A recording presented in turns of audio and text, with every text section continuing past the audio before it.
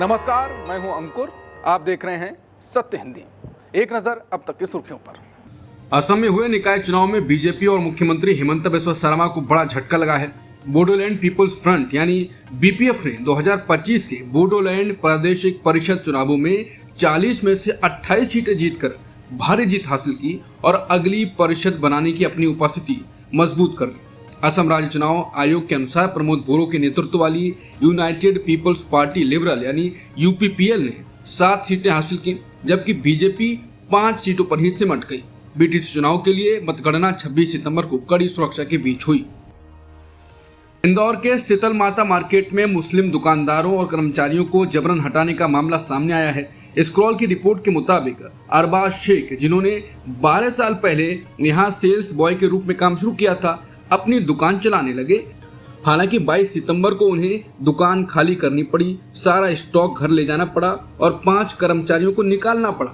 इस आदेश के पीछे बीजेपी विधायक मालिनी गौर के बेटे अक्षय गौर का हाथ बताया जा रहा है। उन्होंने दुकानदारों से कहा कि 25 सितंबर तक मुस्लिम किराएदारों और कर्मचारियों को हटाया जाए।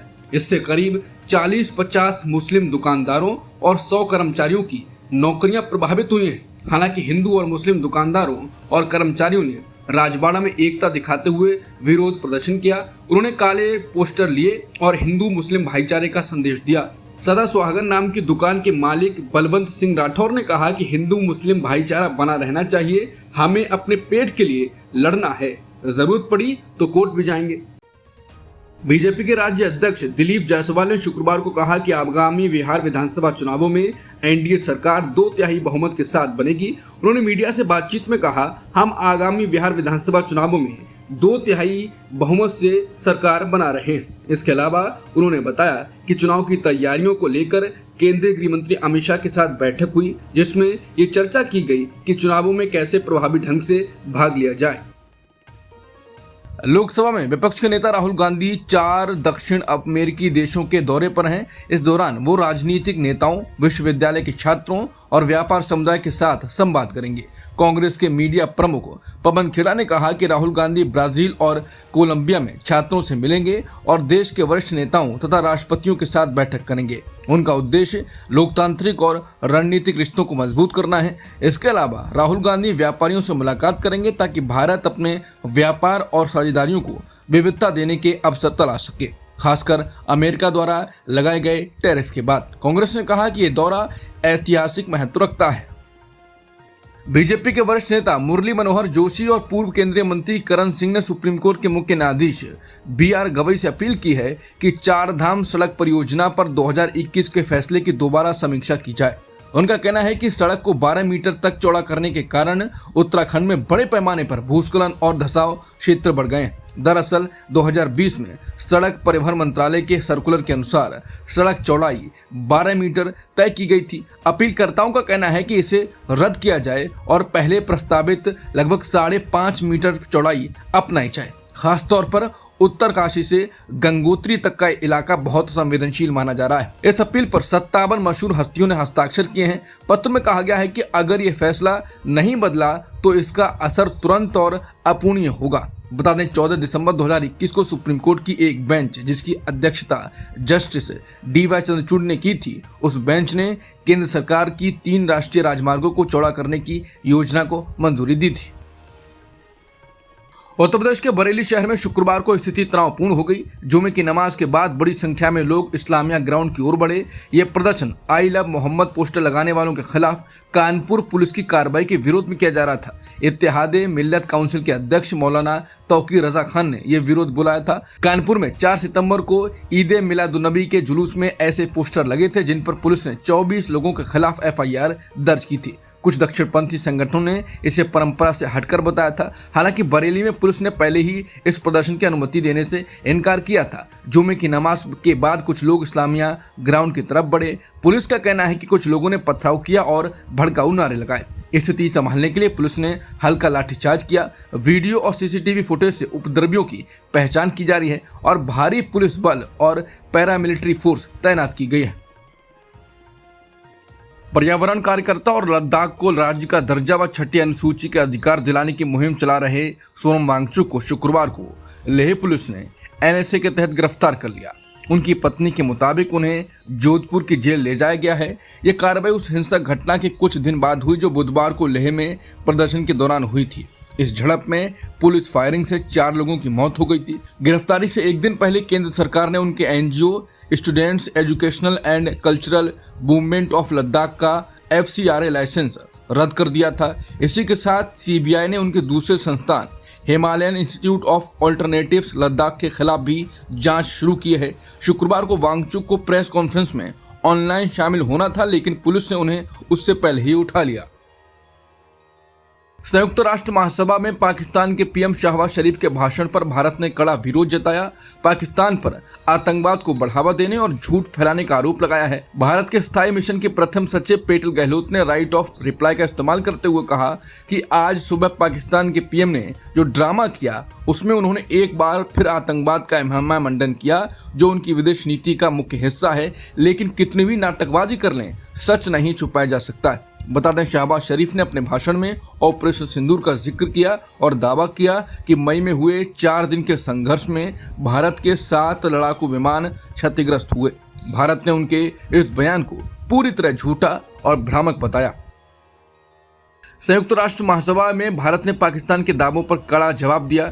भारत के संयुक्त राष्ट्र मिशन में फर्स्ट सेक्रेटरी गहलोत ने कहा कि ऑपरेशन सिंदूर के दौरान पाकिस्तान की सेना ने खुद भारत से लड़ाई रोकने की गुहार लगाई थी। भारत और पाकिस्तान के बीच किसी भी मुद्दे में किसी तीसरे पक्ष की भूमिका नहीं हो सकती। यह प्रतिक्रिया पाकिस्तान के PM शरीफ के उस भाषण के बाद आई जिसमें उन्होंने दावा किया था कि भारत और पाकिस्तान के बीच युद्ध को अमेरिकी राष्ट्रपति ट्रंप ने रोका था।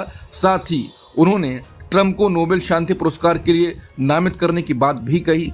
भारत ने इसे झूठा प्रचार और आतंकवाद को बढ़ावा देने वाली राजनीति बताया।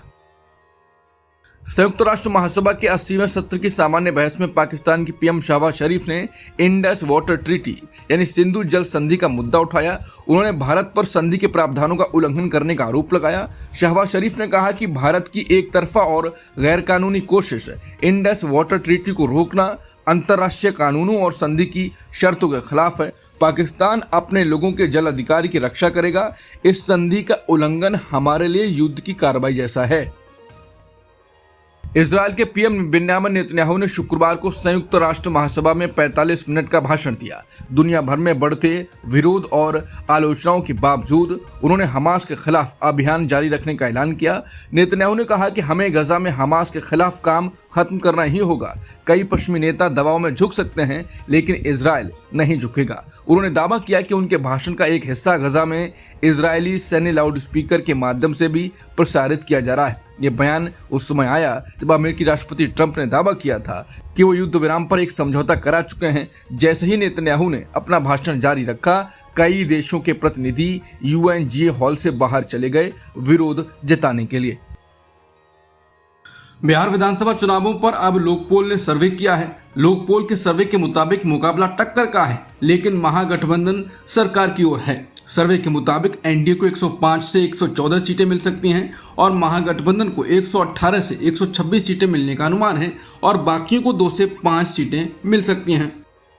शुक्रवार रात के बाद शनिवार सुबह दिल्ली गुरुग्राम एक्सप्रेस वे पर एक तेज रफ्तार थार कार डिवाइडर से टकरा गई, जिसमें 5 लोगों की मौके पर ही मौत हो गई और एक व्यक्ति गंभीर रूप से घायल हुआ। पुलिस के अनुसार ये हादसा एक्सप्रेस वे के एग्जिट 9 पर हुआ। गाड़ी का ड्राइवर नियंत्रण खो बैठा और सीधे डिवाइडर से टकरा गया। मृतकों में 3 महिलाएं और 2 पुरुष शामिल हैं, जबकि घायल व्यक्ति को नजदीकी निजी अस्पताल में भर्ती कराया गया। पुलिस ने बताया कि सभी 6 यात्री उत्तर प्रदेश से गुरुग्राम किसी काम से आए थे। हादसे के बाद सेक्टर 40 पुलिस टीम मौके पर पहुंची और सभी 6 लोगों को अस्पताल ले गई, जहां डॉक्टरों ने 5 को मृत घोषित कर दिया। भारत पर रूस से कच्चे तेल के व्यापार पर 25% अतिरिक्त शुल्क लगने के बाद भारत ने अमेरिका से अनुरोध किया है कि उसे ईरान और वेनेजुएला से तेल आयात करने की अनुमति दी जाए। यूक्रेन संकट के चलते रूस पर अंतर्राष्ट्रीय प्रतिबंध लगे हैं, लेकिन रूस अपने तेल को कम कीमत पर बेच रहा है। भारत अपनी लगभग 90% तेल ज़रूरतें आयात करता है और सस्ता रूसी तेल आयात करने से खर्च कम हो रहा है। ईरान और वेनेजुएला से भी ऐसे ही किफ़ायती विकल्प मिल सकते हैं। ब्लूमबर्ग की रिपोर्ट के अनुसार इस सप्ताह भारत के अधिकारी अमेरिका में ट्रंप प्रशासन से मिले और तेल आयात के मामले में अपनी स्थिति दोहराई। उन्होंने कहा कि अगर भारतीय रिफाइनर रूस का तेल कम खरीदते हैं तो ईरान और वेनेजुएला से तेल आयात के लिए अमेरिका की मंजूरी जरूरी होगी। भारत के अधिकारियों ने यह भी बताया कि अगर रूस, ईरान और वेनेजुएला से तेल की पहुंच एक साथ रोक दी गई तो इससे वैश्विक तेल कीमतों में तेजी आ सकती है। ये चर्चा अमेरिका द्वारा भारत पर 50% टैरिफ लगाने के बाद हुई। तेल को लेकर भारत के अमेरिका से गुहार पर कांग्रेस नेता पवन खेड़ा ने मोदी सरकार को निशाने पर लिया। उन्होंने कहा कि भारत ने अमेरिका से अनुरोध किया है कि उसे ईरान और वेनेजुएला से तेल आयात करने की अनुमति दी जाए। इस मुद्दे ने ये सवाल खड़ा कर दिया है कि क्या देश की नीतियों पर अब भारत का नियंत्रण है या अमेरिका का। उन्होंने कहा कि क्रोनोलॉजी देखिए, मई 2025 से राष्ट्रपति ट्रंप ने पाकिस्तान के साथ सीज फायर की 45 बार घोषणा और तारीफ की। मोदी सरकार को उम्मीद थी कि ऑपरेशन सिंदूर के अचानक समाप्त होने से व्यापार में जीत मिलेगी, लेकिन अमेरिका ने भारत पर 50% टैरिफ लगा दिया। इसके बाद भारत को रूस से कच्चे तेल के आयात को कम करने के लिए 50% पेनल्टी के तहत दबाव डाला गया। अब मोदी सरकार ने घरेलू फैसलों के लिए अमेरिका से अनुमति मांगी, जो आलोचकों के मुताबिक एक अपमानजनक स्थिति है। सवाल ये उठता है कि भारत की नीतियों का संचालन कौन कर रहा है, प्रधानमंत्री नरेंद्र मोदी या राष्ट्रपति ट्रंप। अब तक की खबरों में इतना ही। बाकी खबरों के लिए बने रहिए सत्यहिंदी.com के साथ। Copyright disclaimer under Section 107 of the Copyright Act 1976. Allowance is made for fair use for purposes such as criticism, comment, news reporting, scholarship, and research. Fair use is a use permitted by copyright statute that might otherwise be infringing.